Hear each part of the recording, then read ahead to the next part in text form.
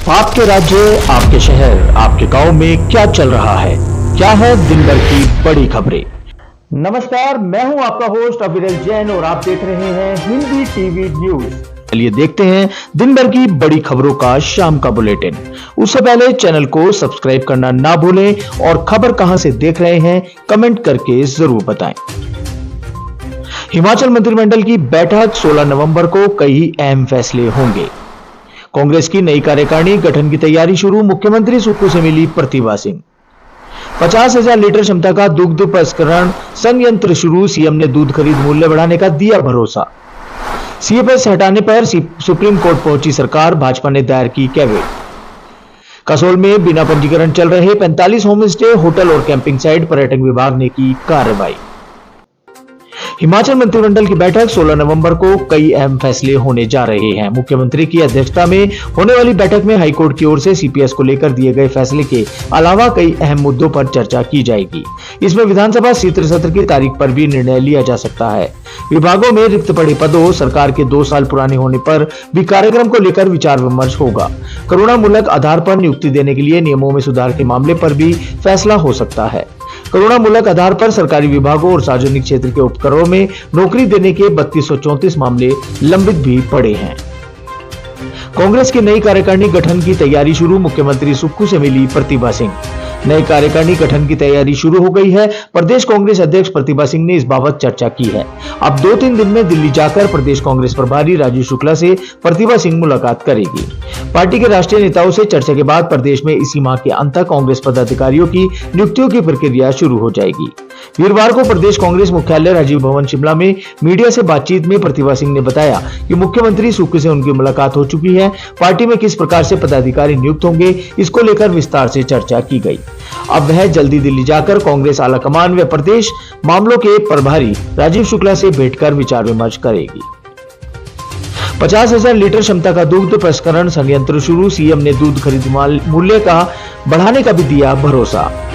रामपुर में 50,000 लीटर प्रतिदिन क्षमता के दत्त नगर दुग्ध प्रसंस्करण संयंत्र का उद्घाटन किया। इस मौके पर कृषि मंत्री प्रोफेसर चंद्र कुमार और लोक निर्माण मंत्री विक्रमादित्य सिंह भी मौजूद रहे। इस अवसर पर सीएम ने आगामी बजट में दुग्ध के खरीद मूल्य बढ़ोतरी का भरोसा दिलाया। दुग्ध प्रसंस्करण संयंत्र में अब पहले से ज्यादा पशुपालक दूध बेच सकेंगे। यहाँ अभी तक 20,000 लीटर क्षमता का मिल्क प्लांट था, अब यहाँ 50,000 लीटर की क्षमता का प्लांट शुरू हो गया है। इससे यहाँ 1.5 लाख लीटर दूध प्रतिदिन प्रोसेस करने की क्षमता हो जाएगी। इन दिनों सर्दियों का मौसम होने से प्रतिदिन 85,000 लीटर दूध पहुंच रहा है। सीपीएस नियुक्तियां रद्द होने पर सरकार के लिए सियासी संतुलन बैठाना चुनौती। 6 मुख्य संसदीय सचिवों के हटने के बाद प्रदेश में सियासी संतुलन बैठाना सरकार के लिए चुनौती बन गया है। एक कैबिनेट मंत्री बैठक सहित कई निगमों और बोर्डों में अध्यक्ष और उपाध्यक्षों के पद खाली चल रहे हैं। सीपीएस पद से हटे विधायकों की यहां नियुक्तियां हो सकती हैं। कांग्रेस की गठित हो रही नई कार्यकारिणी में भी इन विधायकों की एडजस्टमेंट हो सकती है।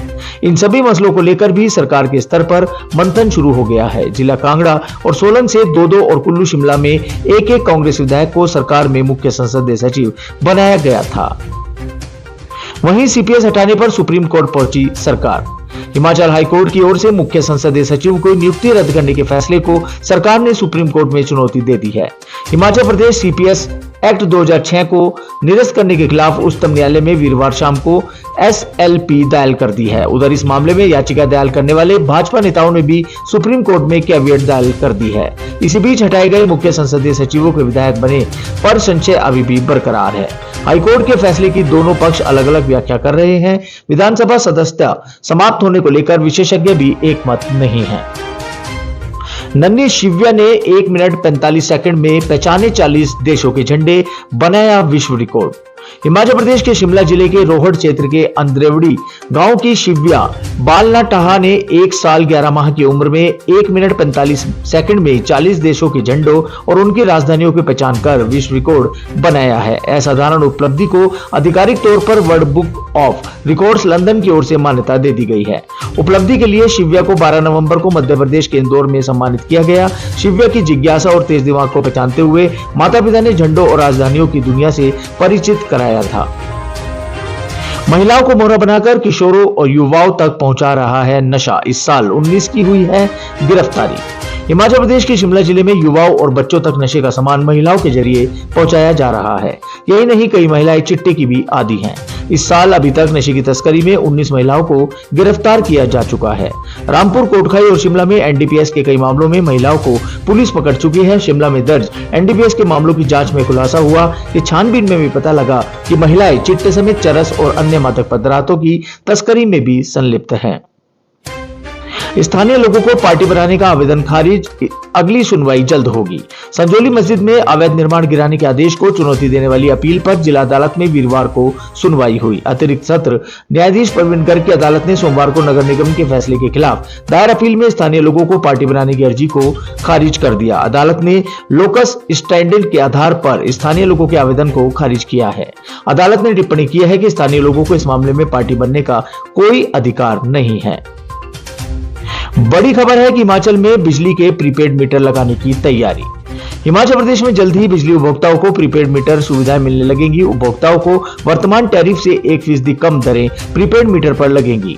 राज्य बिजली बोर्ड प्रबंधन ने प्रीपेड मीटर लगाने की व्यवस्था के लिए कमेटी गठित कर दी है। जल्दी कमेटी की ओर से अपनी रिपोर्ट प्रबंधक निदेशक को सौंपी जाएगी। इसके बाद मामला सरकार की मंजूरी के लिए भेजा जाएगा। प्रीपेड मीटर लगाने वाले उपभोक्ता से मीटर की सिक्योरिटी राशि नहीं ली जाएगी। मीटर मोबाइल फोन की तर्ज पर रिचार्ज होंगे। प्रीपेड मीटर लगने पर प्रदेश के 19.5 लाख से अधिक उपभोक्ता परिवार की जरूरत के हिसाब से मोबाइल फोन की तरह रिचार्ज करवा सकेंगे। कसोल में बिना पंजीकरण चल रहे 45 होम स्टे, होटल व कैंपिंग साइट, पर्यटन विभाग ने की कार्रवाई। हिमाचल प्रदेश के कुल्लू जिले के पार्वती घाटी के प्रसिद्ध पर्यटन स्थल कसोल में 45 होम स्टे, होटल और कैंपिंग साइट बिना पंजीकरण चल रही हैं।